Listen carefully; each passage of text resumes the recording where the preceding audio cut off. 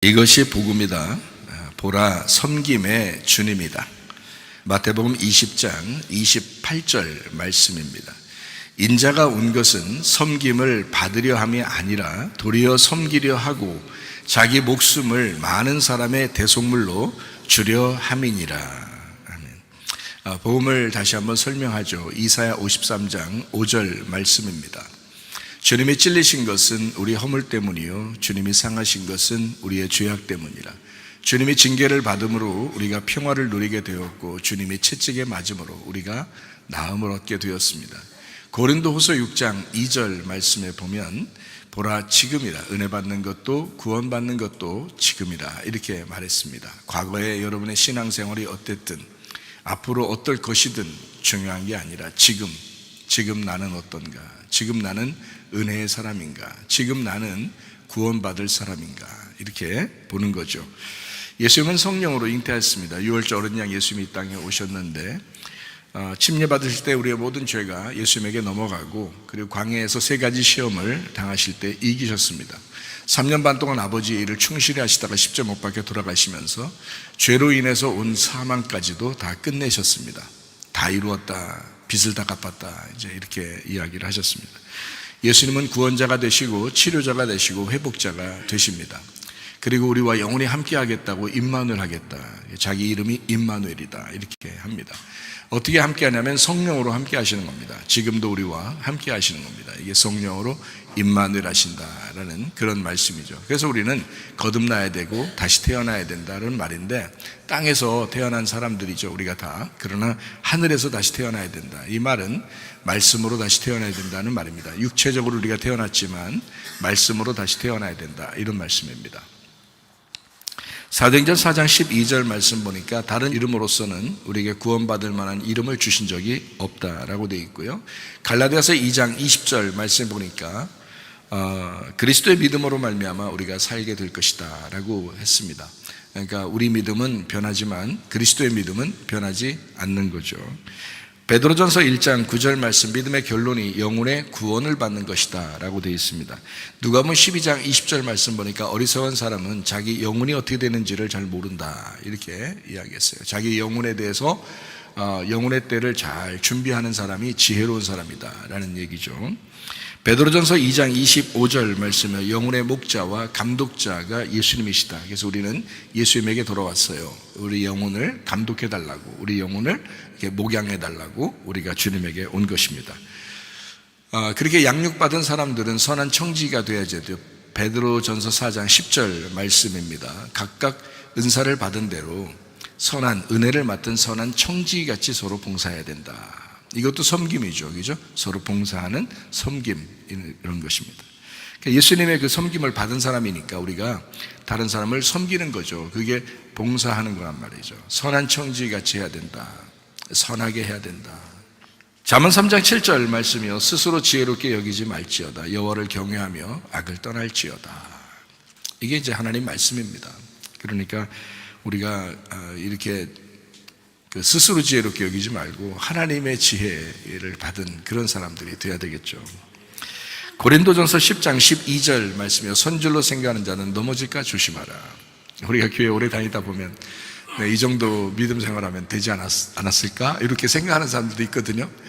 근데 그럴 때 조심하라는 거예요. 오늘 교회 처음 나온 사람들이 우리가 배워야 될 사람일 수도 있는 거예요. 그러니까 오늘 교회 처음 나왔다고 해서 부족한 사람, 오래 교회 다녔다고 해서 대단한 믿음을 가진 사람 이렇게 볼 수는 없다는 겁니다. 그러니까 오래 교회 다녔을수록 자기가 섰다고 생각하거든요. 내가 서 있구나, 내가 이 정도면 됐지, 이렇게 생각하는 사람들이 꽤 있거든요. 근데 그러면 조심해야 해요.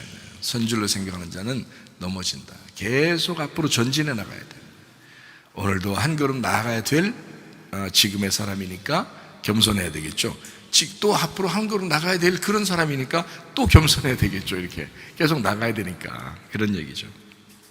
우리 성경은 어떻게 되어 있다고요? 머리, 목, 몸, 다리로 이루어졌다. 머리는 하나님의 비밀입니다. 하나님의 비밀인 그리스도예요. 하나님의 비밀인 그리스도를 깨닫고 구원받은 사람이 목이라고 하는 침례나 세례를 통해서 그리스도의 비밀인 교회로 모이게 됩니다.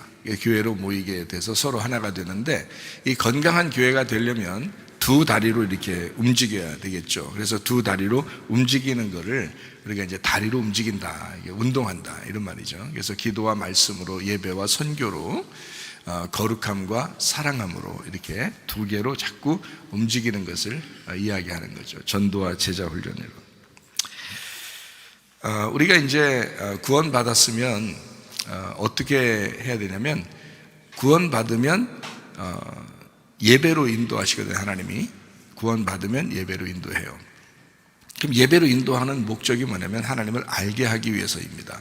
하나님 잘 알게 하는 목적은 그리스도 안에서 몸이 서로 하나가 돼서 서로 연결하고 서로 하나가 되게 하려고 하나님은 하나님을 알게 하는 거거든요. 하나님이 예를 들어서 하나님이 이 사람도 하나님, 저 사람도 하나님, 저 사람도 하나님, 저 사람도 하나님인데 하나님이 분리가 안 된 것이 아니잖아요. 하나님은 하나거든요.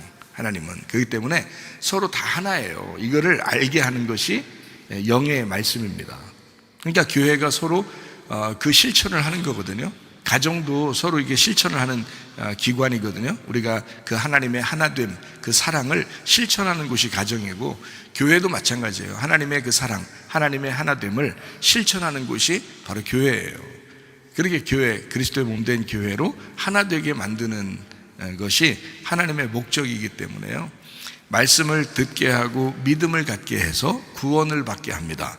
구원을 받게 하면 이 사람이 예배를 드리러 참석하게 돼요. 예배를 참석하게 되면 그러면 이제 하나님을 자꾸 알려주죠. 알려주는 것은 가정과 교회가 서로 하나 돼서 서로 사랑하라, 이제 이렇게 완성하라는 말이거든요. 그러니까 교회 오면은 참 좋은 말을 많이 합니다. 사랑하라는 말을 가장 많이 할 거예요. 교회가, 그죠? 사랑하라는 말을 가장, 이게 예수님의 그 세 계명이거든요. 서로 사랑하라, 이게 예수님이 주신 세 계명이에요. 성경에 있는 구약의 사랑은 하나님 사랑, 이웃 사랑이고요. 신약에서 예수님이 우리에게 주시는 세 계명은 서로 사랑하라, 그런 말씀이거든요. 그러니까 다 사랑이에요. 성경은 사랑의 책입니다. 사랑의 책. 그러니까 우리는 서로 사랑하다 가야 되겠죠. 자, 예배를 드린다는 인간 창조의 목적이 예배란 말이에요. 창세기 2장 5절 말씀에 보니까 농사하고 예배할 사람을 하나님이 만들어야 되겠다라고 생각해서 2장 7절에 인간을 만들었다고요. 만들고 어디다 두셨냐면 2장 8절에 에덴 동산이라는 곳에 두었습니다. 그거는 목적이 예배라는 거예요. 목적이 예배. 그래서 예배를 성공하는 사람이 인생 성공한 것입니다. 예배를 실패하게 되면 인생 사는 그 목적을 실패한 거예요. 그래서 예배를 제대로 잘 못 드리잖아요. 그러면은 인생 자체가 허무하게 된 거예요. 그러니까 산 의미가 없어진 거죠. 우리가 살아있는 의미, 살아가는 의미, 이것은 예배입니다.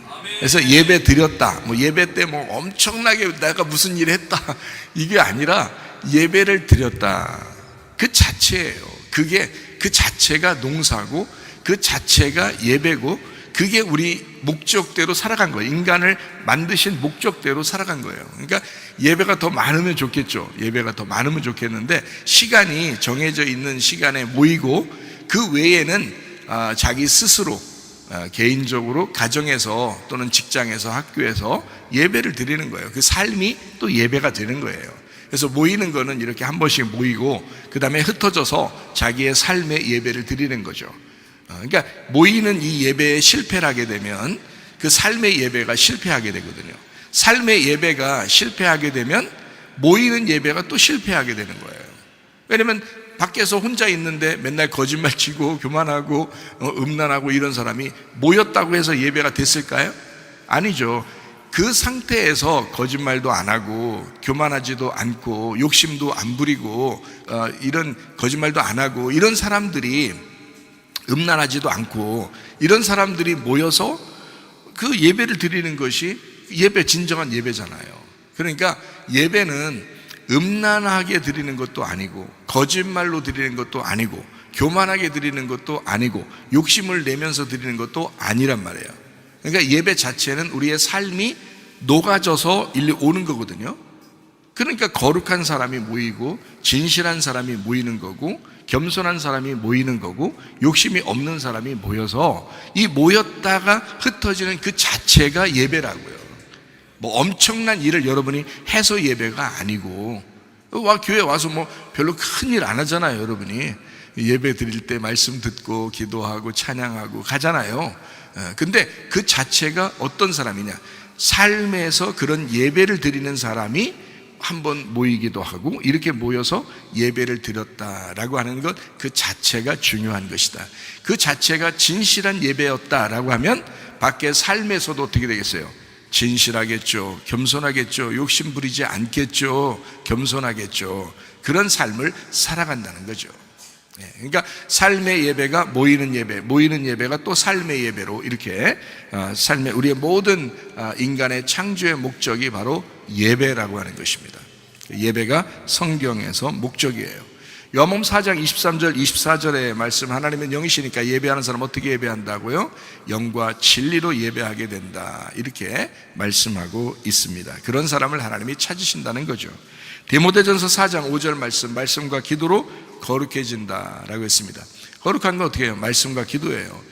말씀을 들음으로 구원받은 사람이 예배를 통해서 하나님을 알게 하고, 그리고 그 거룩한 사람들이 서로 사랑하는 거, 이게 교회거든요. 그리고 가정들이거든요. 교회에 소속된 가정들, 정말 중요합니다. 저는요, 성경 전체에서 가장 중요한 단어를 찾는다면, 물론 전체에서 하나의 단어를 찾는다면 사랑이에요. 그게 성경의 목적이니까 사랑이거든요. 근데 우리가 생각할 때 가장 중요한 단어를 두 가지를 이야기하라고 한다면, 저에게 얘기하라고 한다면 가정과 교회입니다. 이게 가정이 그렇게 중요한 거예요. 그러니까 가정에서 예배가 실패하면 안 되고요, 교회에서의 예배를 실패해서는 안 되는 겁니다. 이것만 잘 이루어지면 우리의 삶에서 모든 것이 아름다워져요. 모든 것이 다 천국이 됩니다. 가정이 왜 이런 말 있죠? 가화만사성, 뭐 이런 말 있죠. 가정이 행복해야 되거든요. 가정이. 그러면 모든 게 다 행복하고 다 이루어진다, 이런 말이 있잖아요. 그러니까 가정이 화목하고 행복해야 돼요. 그러면 다른 것이 다 기쁘잖아요. 그러면 그게 뭐냐면 가정의 천국이란 얘기고요. 교회가 행복해야 돼요. 가화만사성이죠. 교화만사성 돼요. 그러니까 교회가 행복하고 화목하고 이래야 되죠. 그러면은 모든 일이 또 다 아름답고 잘 돼요. 그러니까 교회가 천국이 되는 거죠. 그래서 성경에서 가장 중요한 두 기관, 이게 가정과 교회란 말이에요. 그러니까 두 개가 지옥 같으면요, 이 세상 살 의미가 없어요.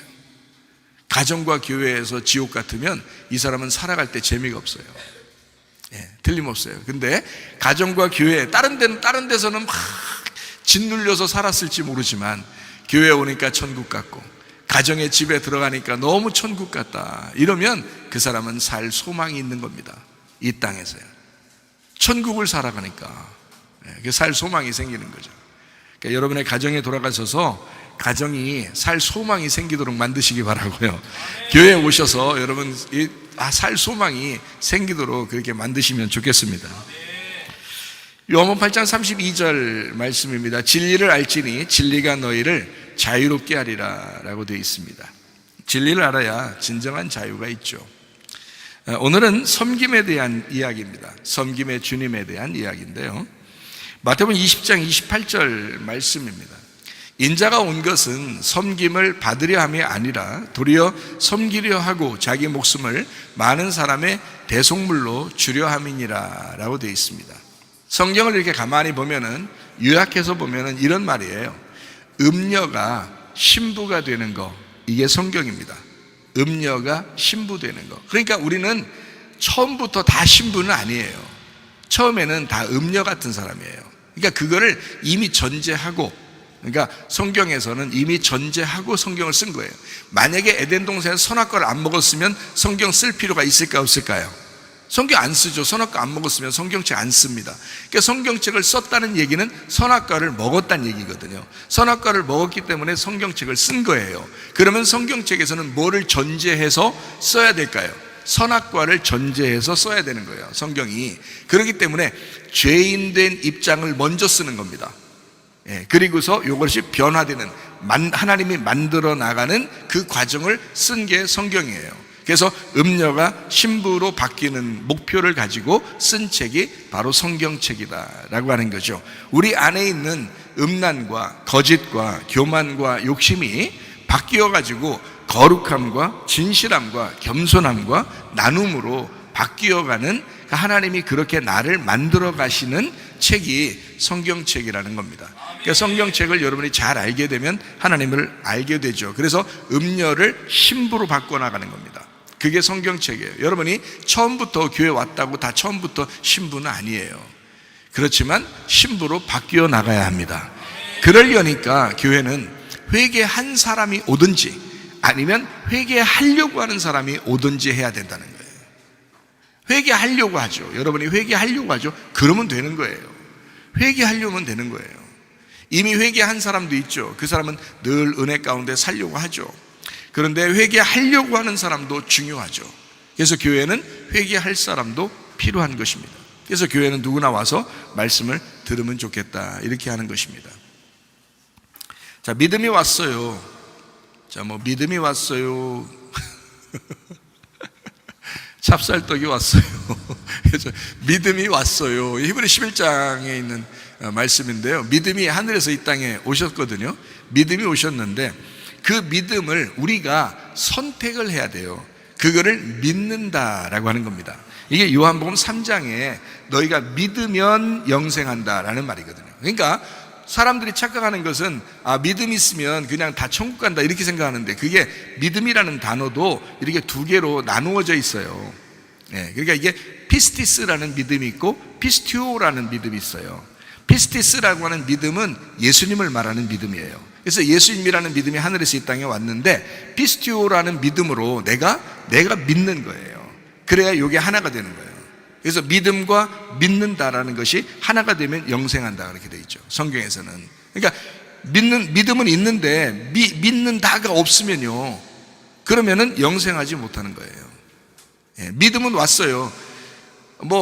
교회를 다니는 사람이나 안 다니는 사람들이나 다 알든 모르든 이미 믿음은 왔어요. 예수님이라는 믿음은 왔다고요. 그렇다고 다 구원받습니까? 그렇지 않죠. 믿는다가 있어야 된다는 거죠. 믿는다가 와야 이게 구원을 받아요. 자, 마찬가지로 아가페 사랑이 왔어요. 믿음이 왔어요. 아가페 사랑도 왔어요. 그러면 아가페 사랑이 왔다고 다 구원받았나요? 그렇지 않죠.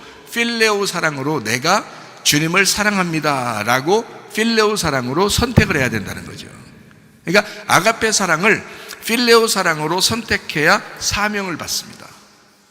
베드로가 그랬죠, 그죠? 아가페 사랑이 왔는데 요한복음 3장에, 요한복음 1장에, 요한복음 3장에 다 아가페 사랑이 온 거예요. 말씀이 오신 거거든요. 그런데 베드로가 내가 정말 주님을 부인하고 보니까 주님, 내가 너무 잘못했습니다. 그리고 주님, 내가 정말 속에는 사랑하는데요 하면서 사랑을 고백하는 요한복음 21장에 필레오 사랑을 고백하니까, 그러니까 주님께서 내 양을 먹여라, 내 양을 쳐라, 내 양을 먹여라, 이렇게 사명을 주시잖아요. 그러니까 우리의 선택도 중요한 거죠. 인간은 다 자유의지가 있거든요. 선택하느냐 안 하는 거는 다 자기에게 달려 있어요. 기도를 하느냐 안 하느냐 다 자기에게 달려 있습니다. 찬양을 하느냐 안 하느냐, 예배를 드리느냐 안 드리느냐 다 자기에게 달려 있어요. 하나님에게 달려 있으면 하나님이 다 하시죠. 우리가 살 필요가 뭐 있어요? 그냥 가만히 있으면 되는데. 그런 게 아니거든요. 우리가 선택을 할 때, 우리가 동사로 내가 움직여서 그걸 선택을 할 때 이 믿음과 사랑이 완성되는 거예요. 나한테 완성되는, 이미 내가 없어도 사랑과 믿음은 완성이 됐어요. 완성인데 나에게 완성이 돼야 되잖아요. 그러니까 그 믿음과 사랑을 내 속에 끌어들여서 내 속에서 완성을 시키는 것이 필레오 사랑이라는 얘기고요, 피스티오라는 믿는다라는 말입니다. 이게 내가 얼마나 중요하냐, 내가 스스로 그것을 선택하냐. 내가 기도해야 된다, 내가 예배해야 된다, 내가 주님을 사랑해야 된다. 이것은 우리 쪽에서 해야 된다고요. 그래야 서로 쌍방간에 그 사랑이 이루어지고 쌍방간의 믿음이 이루어지는 거죠. 그래야 구원받았다라고 말씀하는 겁니다. 자, 생명이 왔어요. 생명이 왔는데 그 생명을 내가 어떻게 해야 돼요? 선택해야죠. 요한복음 1장에 보면 생명이 왔다. 말씀, 생명, 빛, 진리, 어린 양 되시는 예수님이 이 땅에 오셨다. 그게 생명이거든요. 그럼 생명을 내가 어떻게 해야 돼요? 선택해야죠. 신명기 30장에 내가 선택해야죠. 생명을 선택하라. 주님도 그렇게 말씀하시죠. 예. 생명이 오면 뭐예요? 내가 선택하지 않으면 소용없죠. 그러면 사망이 오는 거죠. 생명을 선택해야죠. 그래서 내가 예수를 믿는다라는 말이 굉장히 중요하고요. 내가 생명을 선택한다라는 말이 중요한 거고요. 내가 교회 예배드리러 간다라는 말이 굉장히 중요한 것입니다. 예, 내가 선택하는 거거든요. 내가 선택하는 거. 그러니까 여러분의 선택에 의해서 교회에 온 거예요. 우리 교회 뭐 자동차 돌리고 뭐 이러지 않잖아요. 알아서 오시는 거거든요. 물론 가실 때는 좀 힘드시면은 좀 이렇게 운전도 해드리고 이렇게 하시는 분들이 서로 있지만 올 때는 다 각자 오거든요. 예. 그러니까 선택에 의해서 오는 거예요. 그러니까 얼마나 감사하냐고요. 예. 억지로 하지 않습니다. 억지로 시키는 것도 아니고요. 다 선택에 의해서 하는 것입니다. 우리가 믿는 그 믿음을 선택한다고 하는 것은 행함이잖아요. 나의 행함. 그 행함으로 믿음이 온전하게 된다는 거예요. 너 믿었다는 것이 너 믿음이 온전하게 된다. 너의 행함으로. 그게 야고보서 2장의 말씀입니다. 야고보서 2장. 예. 그러니까 믿는다고 하는 그 말하는 사람들이 말만 믿는다는 사람 되게 많거든요. 교회 다니다 보면 그런 사람들 꽤 있잖아요. 그런데 행함이 나타날 때 그게 진짜 믿음이 있구나라는 것을 알게 된다는 거죠. 다니엘서 3장 18절 말씀입니다. 그렇게 하지 아니하실지라도 왕이여 우리가 왕의 신들을 섬기지도 아니하고 왕이 세우신 금신상에게 절하지도 아니할 줄을 아옵소서. 그리 아니하실지라도의 그 믿음, 다니엘의 세 친구가 가지고 있던 믿음입니다. 그 사람들은요, 거대한 왕국, 그때 당시에 바벨론 세상, 세계를 제패하고 있는 그 바벨론 세상의 그 왕국에서도 타협하지 않는 믿음을 소유한 사람들이었습니다. 그리 아니하실지라도, 내가 죽는다 할지라도, 용광로 속에 집어넣는다 할지라도 왕이시여 우리는 왕의 신상에 절하지 않겠습니다. 우리는 하나님만 믿는 사람입니다. 세상과 타협하지 않는 사람, 타협하려고 하지 않는 사람, 하나님을 믿겠다는 그 신의를 지키는 사람. 다니엘 3장에 다니엘의 세 친구, 다니엘 3장 다니엘 세 친구.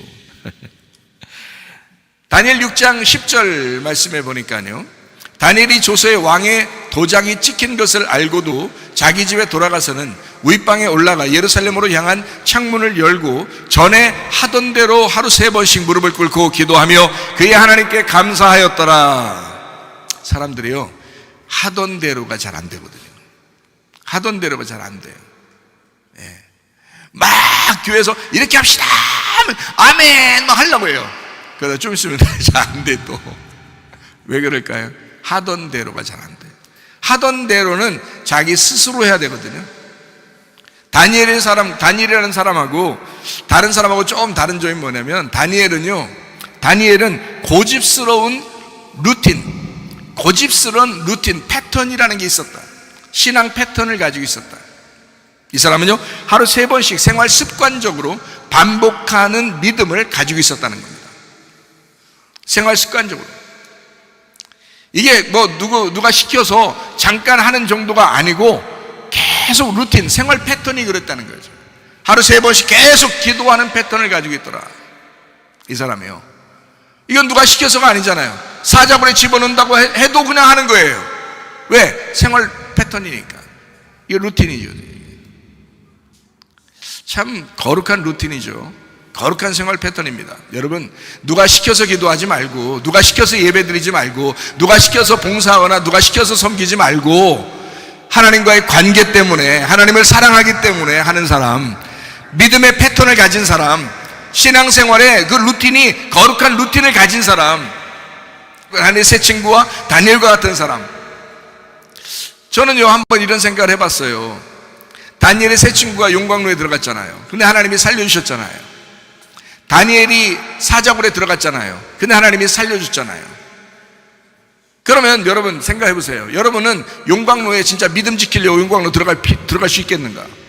사자굴에 여러분 믿음 지키려고 여러분 사자굴에 들어가라고 한다면 여러분 들어갈 수 있겠는가? 당장 오늘 예수 믿는 사람들은 용광로 속에 들어가라, 예수 믿는 사람들은 오늘 사자굴에 들어가라 하면 여러분 할 수 있겠느냐고요. 우리 교회에 있는 사람들 어떻습니까? 할 수 있습니다. 그 정도는 할 수 있습니다. 아니 누가 선발 주자가 중요한 거지. 선발 주자만 한 명만 제대로 딱 들어가면요 다 들어가요. 뒤에 따라서 그냥 반 이상은 들어갑니다. 적어도 교회들마다 반 이상은 들어가요. 그 정도는. 이해가 되십니까? 용광로에 들어가라 그러면, 사자굴에 들어가라 그러면, 예수 믿는 것 때문에 하라 그러면요 반 이상은 들어가요. 그냥 따라 들어가기 때문에 들어가요. 그 정도는요. 그런데 더 중요한 게 있습니다. 오늘부터 하루하루 거짓말 한 번도 치지 말아야 되고, 욕심 한 번도 부리지 말아야 되고, 잘난 체 한 번도 하지 말아야 되고,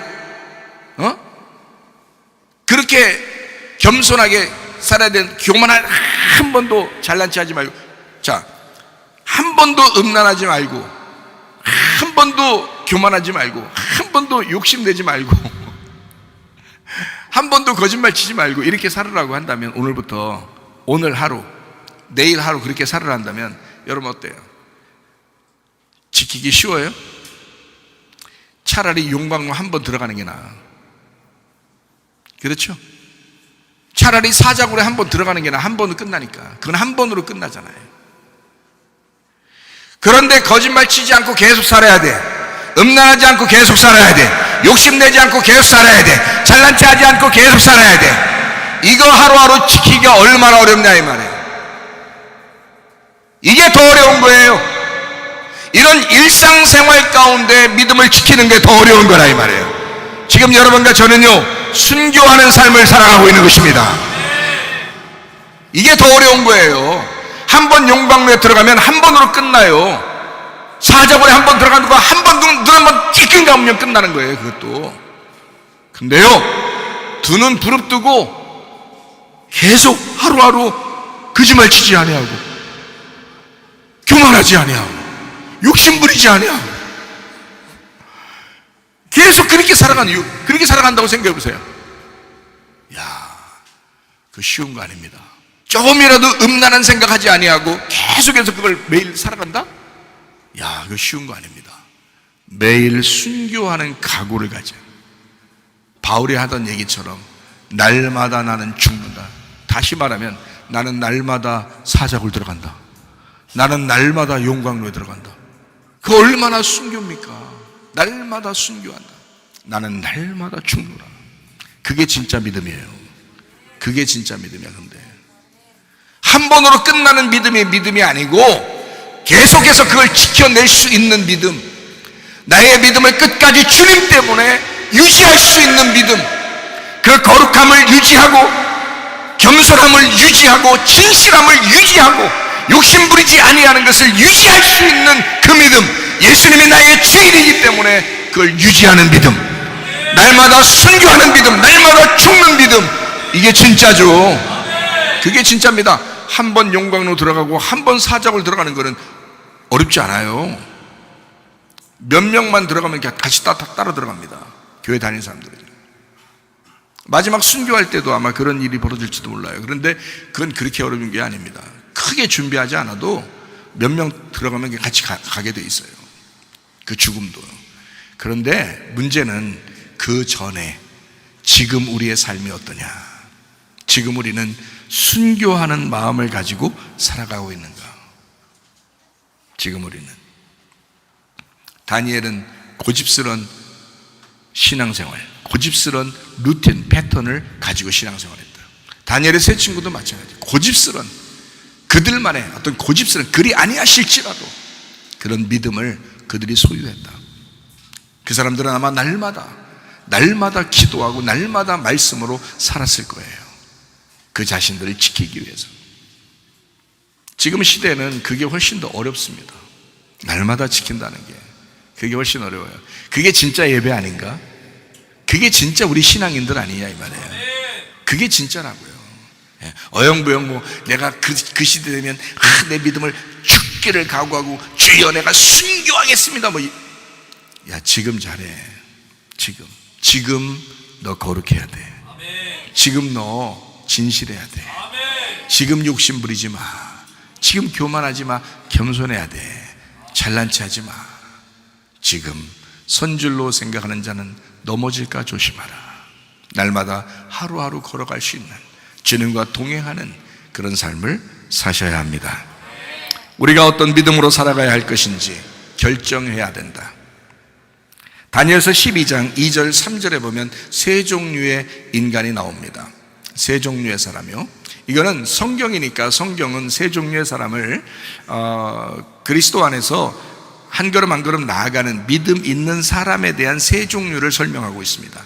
이것은요, 세상 사람처럼 생각한다면 네 종류의 사람이죠.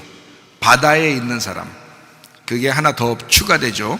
세상적으로 보면 바다에 있는 사람까지 합해서 네 종류의 사람이 되는데, 성경적인 사람은 세 종류입니다.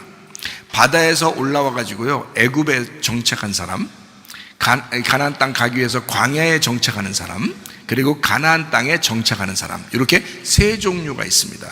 애굽에 있느냐, 광야에 있느냐, 아니면 가나안 땅에 있느냐. 다시 말하면 바다에 있는 사람은 세상 사람이고요, 뜰에 있는 사람이냐, 아니면 성소에 있는 사람이냐, 지성소에 있는 사람이냐. 노아 방주로 말하면 1층에 있는 사람이냐, 2층에 있는 사람이냐, 3층에 있는 사람이냐. 밖에 바다 물에 죽는 사람 말고 그건 세상 사람이고, 1층에 있는 사람이냐, 2층에 있는 사람이냐, 3층에 있는 사람이냐, 이렇게 세 종류의 사람이 있다는 거죠. 다니엘서 12장 2절 3절은 그걸 설명해 주고 있습니다. 땅의 티끌 가운데서 자는 자 중에서 많은 사람이 깨어나 영생을 받는 자도 있겠고, 수치를 당하여서 영원히 부끄러움을 당할 자도 있을 것이며, 지혜 있는 자는 궁창의 빛과 같이 빛날 것이요, 많은 사람을 옳은 대로 돌아오게 한 자는 별과 같이 영원토록 빛나리라. 이렇게 되어 있습니다. 여기 보니까 세 종류의 사람이 나오죠. 첫 번째는 어떤 사람입니까? 2절에 보니까 자는 자 중에 영생을 얻는 자가 있다라고 했습니다. 영생을 받는 자. 이건 뭐냐면요, 이집트를 떠나서, 애굽을 떠나서 예배를 드리기 위해서 광야로 나온 신앙생활 하는 사람들이에요. 신앙인들. 그러니까 여러분이 세상을 떠나서 교회 와서 예배 드리는 자들이란 말이에요. 예배 드리는 광야에 있는 사람들. 그러니까 예배하려고 광야로 나온 사람들, 애굽에 있는 게 아니라 여기서 떠나 영생을 받으려고 광야에서 예배 드리는 사람을 영생 받는 자다, 이렇게 표현해요. 두 번째로 수치를 당하는 사람이 있다라고 되어 있습니다. 수치를 당하여 영원히 부끄러움을 당하는 사람이 있다라고 되어 있는데, 이게 어떤 사람이냐면요, 광야에서 예배를 드리다가 다시 애굽으로 돌아가자고 아우성치는 사람들 있잖아요. 그러니까 광야에서 예배를 드리다가도 여러분이 음란으로 다시 돌아가, 광야에서 예배를 드리다가도 거짓말로 다시 돌아간단 말이에요. 광야에서 예배를 드리다가도 욕심 부리면서 다시 돌아가, 광야에서 예배를 드리다가도 다시 교만하면서 돌아가는 거예요. 그러니까 이렇게 되는 사람들은 수치를 당하여 영원히 부끄러움을 당할 사람들이다. 광야에 나왔으면 광야에 맞는 옷을 입고 살아야 되는 것이거든요. 그런데 광야에서 다시 애굽으로 돌아가자 하는 사람들, 애굽으로 돌아가 이렇게 살아야 되겠다라고 하는 사람들, 거짓말 치죠, 음란하죠, 욕심 부리죠, 교만하죠, 이런 사람들이 있단 말이에요. 그런 사람들은 다시 애굽의 삶을 그리워하는 거예요. 광야의 삶을 살려고 왔으면 광야에 맞는 옷을 입고 살아야 되는 거거든요.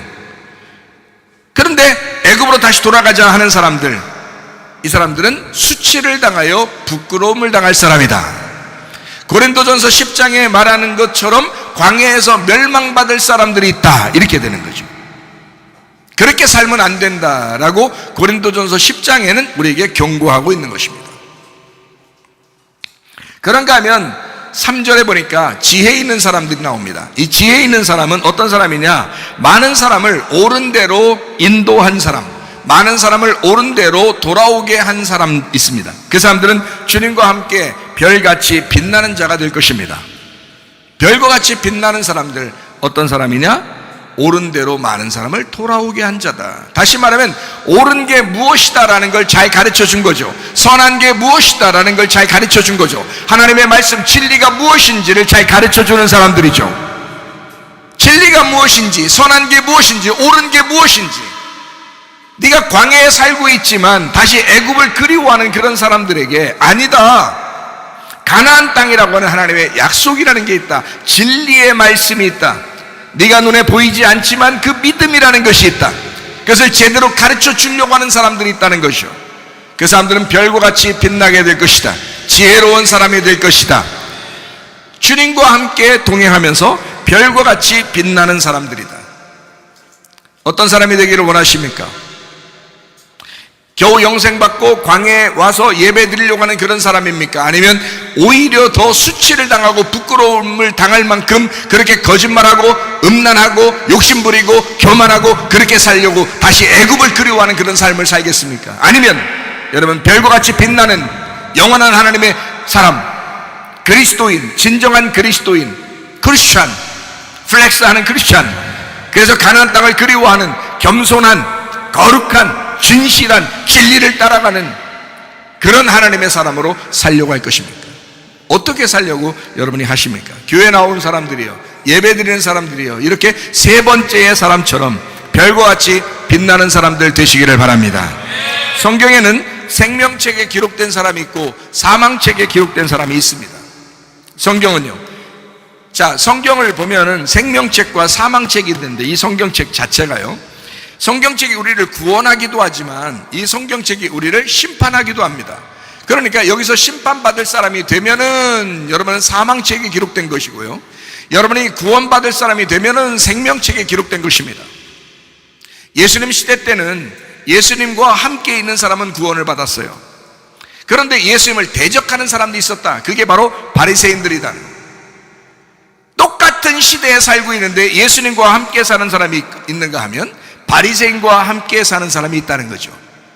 그러니까 예수님과 함께 있는 생명책에 기록된 사람이 있는가 하면 바리새인들과 함께 있는 사망책에 기록된 사람이 있다는 거예요. 어디에다 기록되고 싶어요? 성경에, 여기 성경책 속에 아브라함의 이름이 나의 이름이 돼야 되고요, 이삭의 이름이 나의 이름이 돼야 되고요, 야곱, 이스라엘의 이름이 나의 이름이 돼야 되는 것입니다. 네. 예수님 하나님의 아들의 이름이 나의 이름이 돼야 된다는 거죠. 그러면 여러분 생명책에 기록된 거예요. 이 성경책을 말하는 것입니다. 생명책이라고 하는 것은 하나님의 말씀을 얘기하는 거예요. 너희가 생명책으로 보고 있느냐? 이 하나님의 말씀 속에 있는 그 이름들이 너의 이름이냐? 너는 그 사람의 이름으로 살아가고 있느냐? 그게 생명책에 기록되는 거거든요. 막연히 그냥 교회 다니다가 천국 가면 거기에 생명이라고 써있는 어떤 금박으로 돼 있는 거기에 이름을 막 내 이름이 거기에 써있다고, 또 거기 또 어떤 사람 또 여기서 또 잘못해가지고 또 이름이 지워지고 있다고 또 이런 얘기를 듣고 뭐 그럴 수 있죠. 그렇지만 내가 알기로는 이 성경책에서 가르치고 있는, 내가 알기로는 이 성경책이 생명책이 되는 것입니다. 이 속에 있는 하나님의 사람들이 나와요. 광야에 멸망하는 사람들이 있는가 하면 같은 시대에 여호수아와 갈렙 같은 사람이 있습니다. 이 여호수아와 갈렙은 생명책에 기록된 사람들이고요, 광야까지 나왔지만 거기에서 사망의 책에 기록되는 사람이 있다. 이 광야의 사람들이에요. 광야에 멸망하는 사람들, 어느 이름으로 살아갈 것이냐 이거예요. 여호수아와 갈렙처럼 생명책에 기록되시기를 바랍니다. 이런 사람들이 돼야 천국 간다는 거예요. 그러니까 나는 여러분에게 거짓말 칠 수가 없어요. 그냥 괜히 간지러운 귀나 긁어주고 그렇게 좋은 말이나 해주고 그렇게 할 수는 없습니다. 우리가 힘들고 어렵지만, 좀 죽는 것 같지만, 매일 순교하는 그런 삶을 사는 것 같지만, 그래도 각오하고 결심하고 내가 믿는다가 돼야 되고, 나의 필레오를 주님께 고백해야 되고, 그렇게 행함으로 믿음을 완성해야 된다 이 말입니다. 그래야 생명체에 기록된다는 거죠. 여러분과 제가 이렇게 믿음을 소유했으면 행함으로 나타나야 된다. 가늠한 여자가 있었습니다. 요한복음 8장에 보면 가늠한 여자가 있고 서기관들과 바리새인들이 있었습니다. 서기관들과 바리새인들은 가늠한 여자를 죽이려고 했던 거고, 가늠한 여자는 그 자리에서 죽음을 각오하고 앉아 있었던 사람이었습니다. 예수님을 만나기 전까지는. 예수님을 만났어요. 근데 이 가늠한 여자는 어디 갈 데가 없어요. 이미 서기관들과 바리새인들로부터 버림당한 여자입니다. 돌을 하나씩 다 들고 있습니다. 던지기만 하면 죽는 거예요.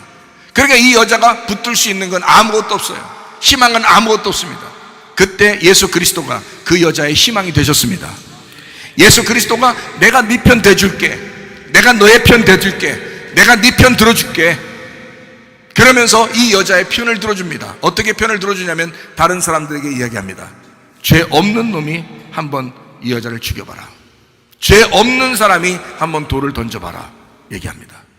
이 여자가 얼마나 뜨끔했을까요?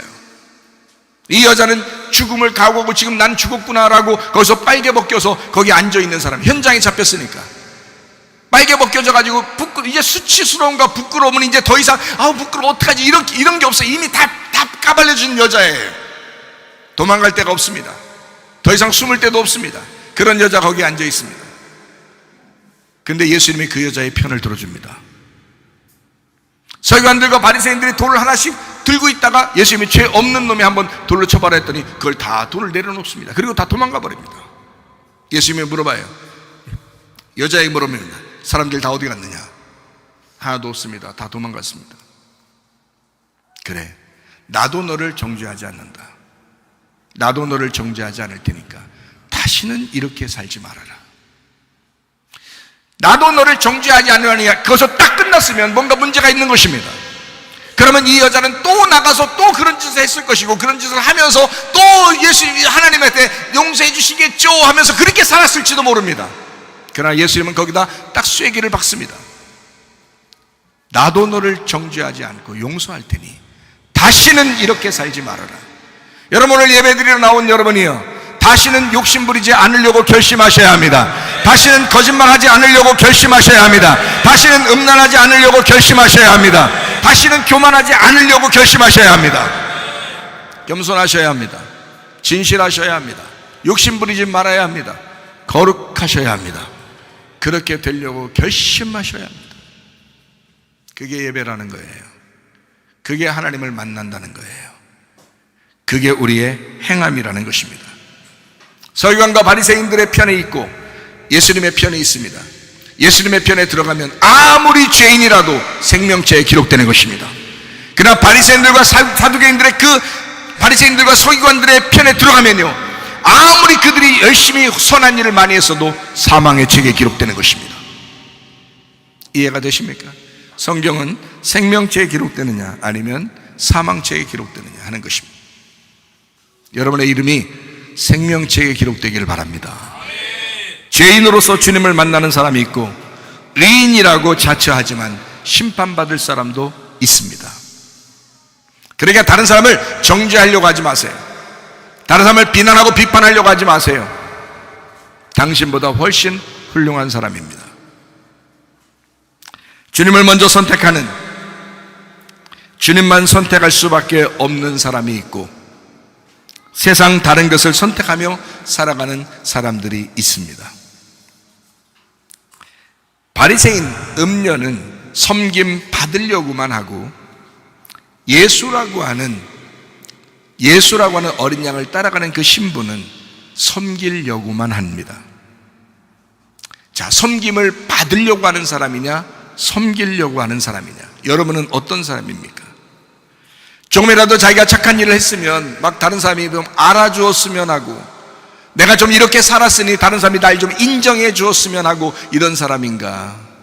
물론 칭찬해 줘야죠. 고래도 춤춘다고 하는데, 칭찬해 주면 고래도 춤추게 한다는데, 그러나 그거를 요구하는 사람인가?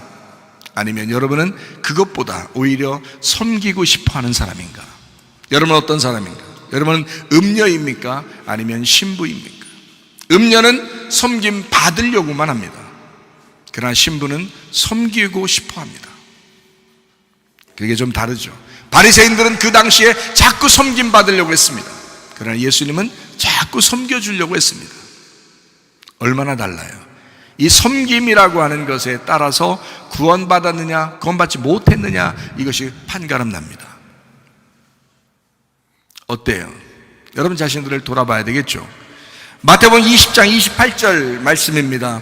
인자가 온 것은 섬김을 받으려 함이 아니라 도리어 섬기려 하고 자기의 목숨을 많은 사람의 대속물로 주려 함이니라. 여기서 인자가 온 것은 섬김을 받으려 함이 아니다 라고 할 때 이게 수동태입니다. 디아코네오, 집사의 일을 보다라는 말인데요, 이게 디아코노스에서 왔어요. 집사, 목사, 시중 드는 사람 이런 거거든요. 근데 이렇게 받는 것을, 수동태, 이 섬김을 받는 것을 하지 않는다. 그러려고 한 게 아니라 도리어 섬기려고 같은 단어입니다. 디아코네오, 집사의 일을 보다, 능동태입니다. 스스로 섬긴다라는 말이거든요. 디아코노스에서 썼어요. 집사, 목사, 시중 드는 사람, 자기 목숨을 많은 사람의 대속물로 주려 함이라. 대속물이라고 하는 것은 리트론이라는 단어입니다. 이 단어는 풀어주기 위해서 속전의 값을 냈다는 말입니다. 풀어주기 위해서 속전의 값을 냈다. 이게 리오에서 왔어요. 풀어주기 위하여, 깨뜨리기 위하여, 파괴시키기 위하여 라는 말입니다. 대속물이라고 하는 것은 자기가 죽음이 없이는 대속할 수가 없다는 거죠. 그래서 자기를 파괴시켜서, 자기를 없앰으로써, 자기를 깨뜨려서 다른 사람을 풀어주는 것을 이야기합니다. 대속물로 내가 주려 함이라. 자기를 죽기까지, 나를 죽여서 너희를 섬기려고 왔다라는 것입니다. 예수님의 마음과 우리의 마음이 얼마나 다른가. 주님은 하나님과 동등한 분이었는데 그분이 이 땅에 내려오셨어요. 그리고 자기를 종의 형체로 가지고 십자가에 매달려 죽기까지 우리를 섬기셨다. 이게 빌립보서 2장에 나와 있는 말씀이거든요. 주님은 섬기려고 왔다. 예수님의 섬김이라고 하는 것은 그냥 섬기는 게 아니었어요. 이것은 죽음을 가진 십자가의 섬김이었다. 여러분이 섬기려고 할 때 어떤 마음으로 섬깁니까? 좀 다른 사람에게서 인정받으려고 섬기는 것입니까? 그건 십자가의 섬김이 아니죠. 십자가의 섬김이라고 하는 것은 자기를 대속물로 주는 것입니다. 자기를 죽기까지 복종하는 것입니다.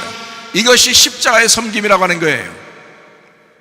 예수님의 섬김을 어떤 사람들은 제자들의 발을 씻어준다라고 하는 것으로 착각하는 사람들이 있습니다. 이게 요한복음 13장에 서로 사랑하라는 계명을 주시면서 주의 만찬을 합니다. 그리고 발 씻어주거든요. 발 씻어주면서 주님이 서로 이렇게 너희들도 사랑해야 된다, 이렇게 섬겨줘야 된다라는 그런 의미예요. 그랬더니 사람들이 다른 사람 양말 벗기고 그 다음에 발 씻어주면 굉장히 크게 섬긴 줄 알아요. 그런 섬김을 성경에서 섬긴다라고 할까요? 아닙니다. 이거는 잘 모르고 하는 얘기입니다. 주님의 섬김은 발 씻는 것뿐만이 아니라 바리새인들과 전쟁하는 것도 섬기는 것입니다. 잘 이해하셔야 돼요. 바리새인을 섬기려면 그 사람들이 교만하고, 그 사람들은 섬김을 받으려고 그러고 욕심을 부리는 사람이고 거짓말하는 사람들이고 음란한 사람이기 때문에 예수님은 그 사람들과 전쟁을 선포합니다. 그게 바리새인들을 섬기는 방법이에요. 이해가 되십니까? 음란한 사람에게 너 그래 뭐 난 너를 섬기기 위해서 왔으니까 그래 뭐 거짓말 쳐도 욕심 부려도 뭐 괜찮아, 뭐 교만해도 괜찮아, 뭐 이러면서 그런 섬김을 얘기하는 게 아니잖아요. 예수님은 절대 바리새인들에게 그렇게 섬기지 않았습니다. 죄를 지적했습니다. 그게 섬기는 거라 이 말이에요. 영적 전쟁을 선포했습니다. 그게 섬기는 거라는 얘기죠. 잘못된 얘기를 하는데도 그거를 계속 그냥 오라 이러면서 이렇게 옳다 하면서 우쭈쭈 하면서 그런 섬김을 얘기하는 게 아니라는 거죠. 예수님의 섬김이라고 하는 것은 아주 정확했습니다. 그러나 각종 질병을 가진 사람들에게는 그 질병을 치유하시는 섬김을 해주셨습니다. 병을 가진 사람들에게는 불쌍히 여기셨습니다. 그리고 가난한 죄인들에게는 복음을 증거했습니다. 그들이 이 땅에 소망이 없잖아요. 가난하니까 소망이 없잖아요. 그러니까 너희들에게 천국의 소망을 주는 거예요. 너희들 가난하지? 너무 걱정하지 마. 천국이라는 아름다운 곳이 있어. 너무 여기서 주눅들어 살지 마. 그런 사람이 더 천국 가는 거야 하면서 복음 전파를 합니다. 대단하죠? 바리새인들에게는 싸움을 걸죠. 그리고 병자들은 고쳐주죠. 그리고 가난한 사람들에게는 복음을 전파합니다. 이게 주님의 섬김이었어요. 이해가 되시면 발 한번 닦아줬다고요? 그게 진짜 섬김이라고요? 그거는 잘못 이해한 것입니다. 그래서 성경을 오해한 것입니다. 그런 섬김을 이야기한 것이 아니다 이 말이에요. 주님이 제자들의 발을 씻어준 것은 뭘 의미해 주려고 한 것이냐면요, 성막, 뜰, 성소, 지성소가 있는데 뜰에 번제단이 있고 물두멍이 있어요. 그 물두멍을 설명해 주기 위해서 그런 거예요. 물두멍을 설명해 주기 위해서. 물두멍은 왜 있는 거죠? 번제단에서 양을 잡습니다. 태웁니다. 그리고 물두멍에서 손과 발을 씻어요. 손과 발을 씻고 성소에 들어가게 되는, 다시 말하면 예배 드리려면 네 죄를 씻어야 된다는 말입니다. 네 죄를 씻어야 된다. 서로 죄를 용서해 주고 서로 죄를 씻어야 된다, 이걸 얘기하는 거예요.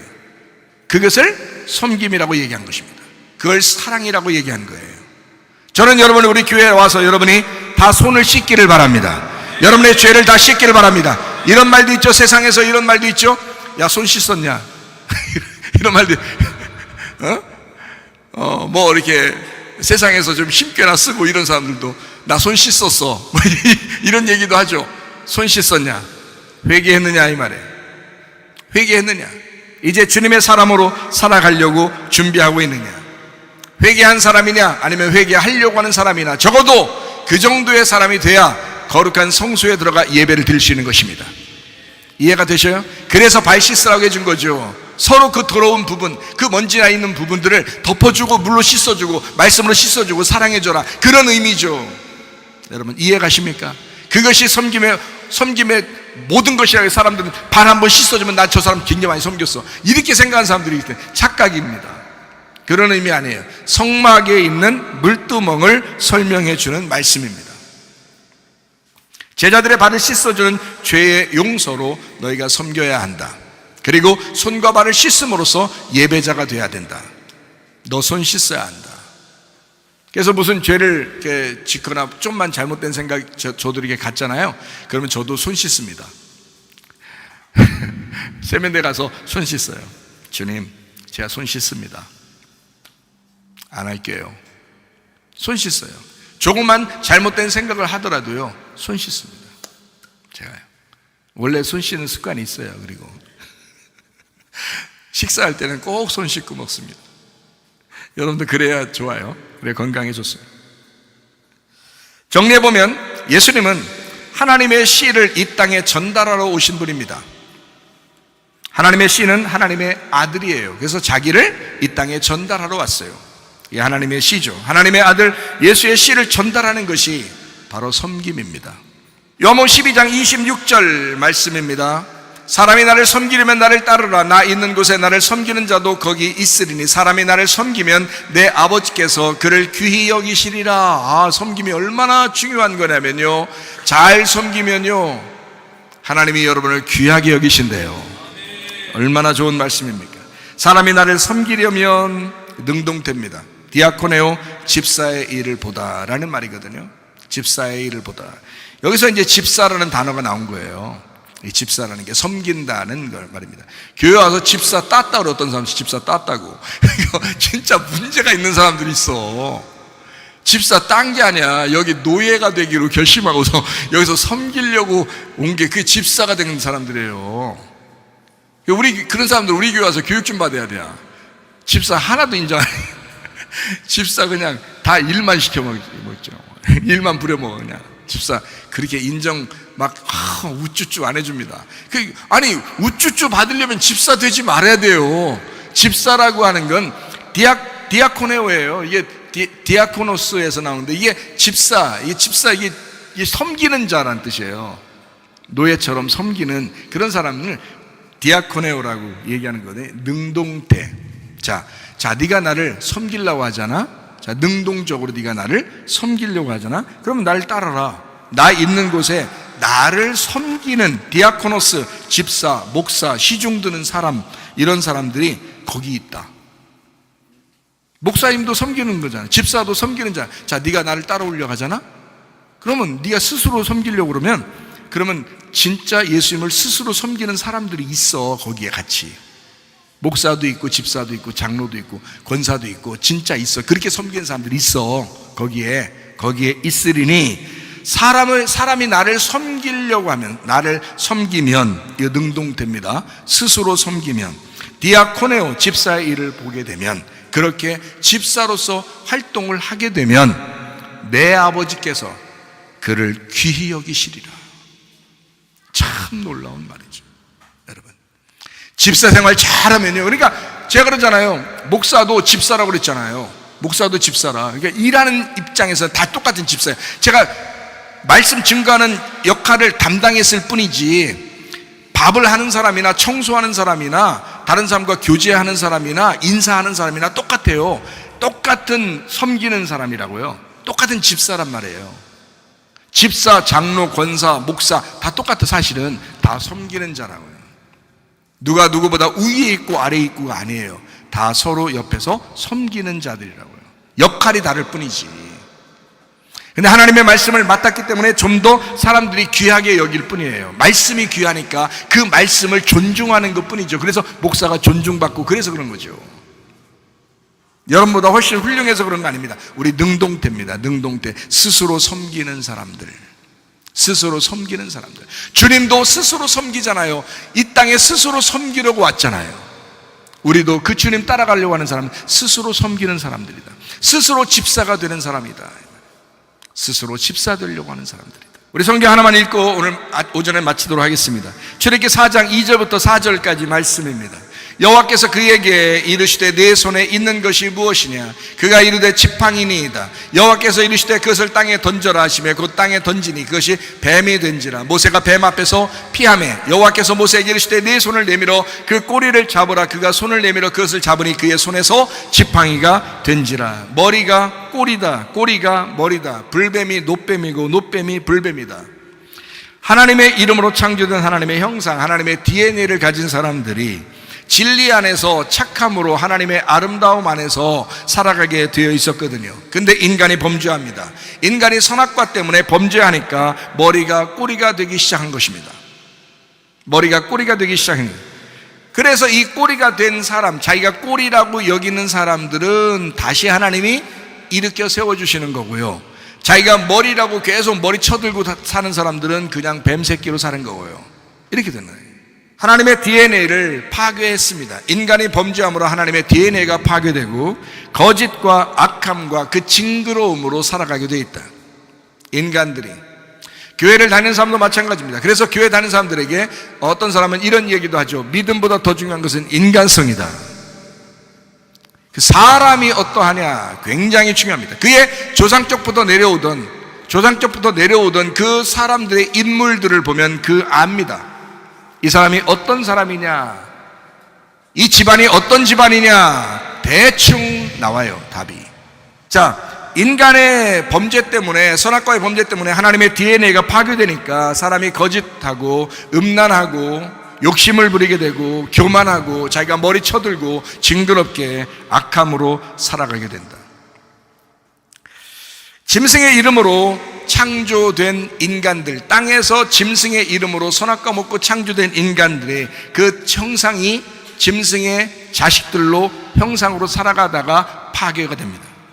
이것이 파괴가 되게 되면 예수님의 그 죽음으로 꼬리가 다시 머리가 되게 돼 있다 이 말이에요. 그게 성경이에요. 이것을 하나님의 섬김이라고 하는 것입니다. 사람의 섬김으로는 될 수가 없어요. 자, 머리를 만들어 놨더니 머리가 선악과 먹고 꼬리가 됐어요. 이 꼬리가 된 것이 다시 예수 그리스도의 그 죽으심으로, 머리가 꼬리가 돼서 죽으심으로 다시 머리로 회복시키는 거, 이게 하나님의 창조의 질서다. 그래서 하나님의 DNA를 회복하는 것입니다. 여러분, 인간들은 다 그래, 세상 사람들은 다 그러던 걸, 이건 이렇게 말하는 사람은 굉장히 어리석은 사람입니다. 우리는 하나님의 창조의 질서를 회복하려고 하는 사람들이에요. 하나님의 창조의 그 DNA를 회복하려고 교회에 나와서 예배드리는 사람들입니다. 세상 사람들의 인간성으로 살아가는 것이 아니라 우리는 전혀 다른 초월적인, 하나님의 초월적인 DNA로 살아가려고 하는 사람들이라 이 말이에요. 그러므로 세상 사람과 같아서는 안 됩니다. 우리는 세상 사람과 같은 사람이 아니라 세상에 어울리는 옷을 입는 것이 아니라 하나님에게 어울리는 옷을 입고 사는 사람들, 그리스도의 사람들, 주님은 섬김의 모델이 되셨습니다. 섬김의 주님이 부족한 사람들을 섬길 때 그 섬기면 섬길수록 더 인정받게 되는 역사, 가식적이거나 외식적인 섬김이 아니라 진정한 내면의 섬김, 예수 그리스도의 그 진실한 섬김, 그 주님을 따라가는 사람들은 능동적으로 그렇게 진실하게 섬기다가 주님 만나는 것입니다. 주님과 동행하다 주님 만나시기를 바랍니다.